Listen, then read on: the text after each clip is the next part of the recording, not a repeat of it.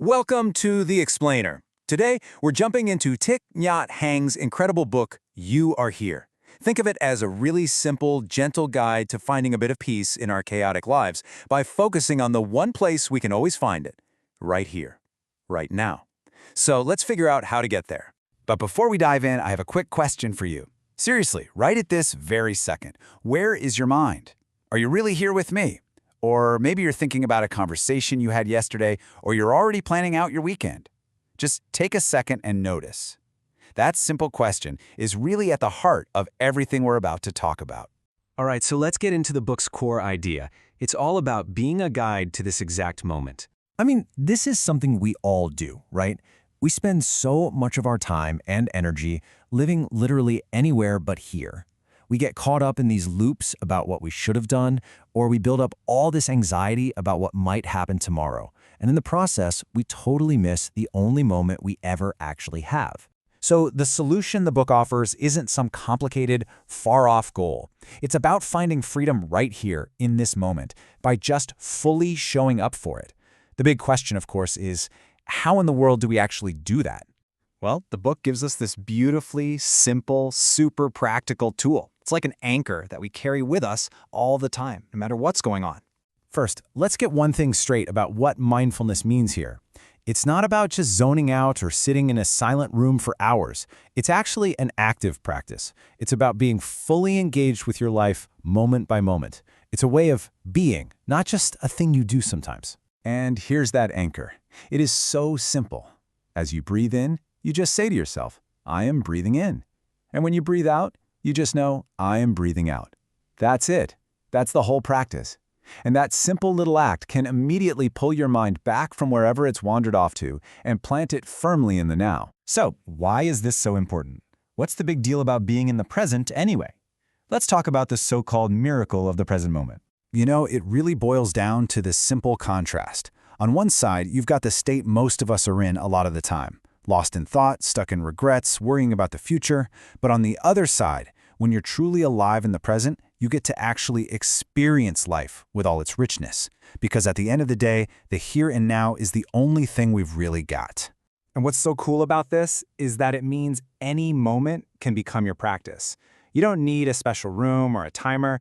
You can be mindful while you're washing the dishes, just feeling the warm water and the soap. You can do it while you're walking, feeling your feet hit the pavement.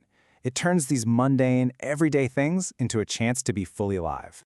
Okay, this all sounds great when things are going well, but let's be real. What about when we're feeling pain or sadness or anger? What are we supposed to do with that? The advice here is pretty powerful because it goes against every single one of our instincts.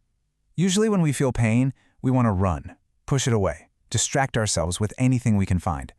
But the teaching here is to do the exact opposite, to turn towards it, to acknowledge it's there, and to just let it be. And the book gives us this absolutely beautiful way to think about it. It says to treat your pain like a mother holding a crying baby. Think about that. You don't yell at the baby. You don't try to shut it up. You just hold it with tenderness and compassion. And we're invited to treat our own pain with that same kind of gentle care. That's where the healing starts. So, once we start connecting with ourselves on this deeper level, the practice naturally starts to expand outward. It starts to show us how we're connected to, well, everything. This is a really cool concept called interbeing.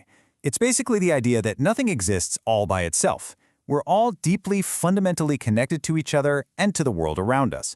And to make this really clear, the book uses a simple, amazing example. So it starts with the cloud, just a simple cloud floating up there in the sky. Seems pretty separate from us, right? But of course, that cloud eventually becomes rain that falls down to the earth.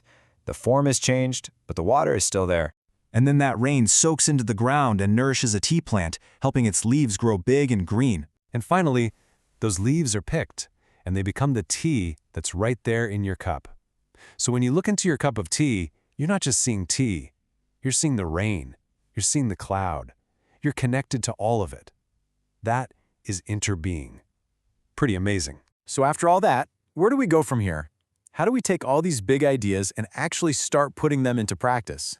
Now look, to give a totally fair picture, it's worth pointing out a common critique of the book. Some people feel that it's maybe a little too simple, especially if you're looking for some deep academic dive into Buddhist philosophy. But you know what? You could argue that's exactly its greatest strength.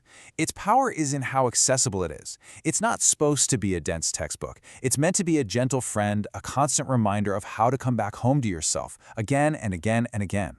So here's the bottom line, the big takeaway. Peace isn't some destination you have to fight to get to.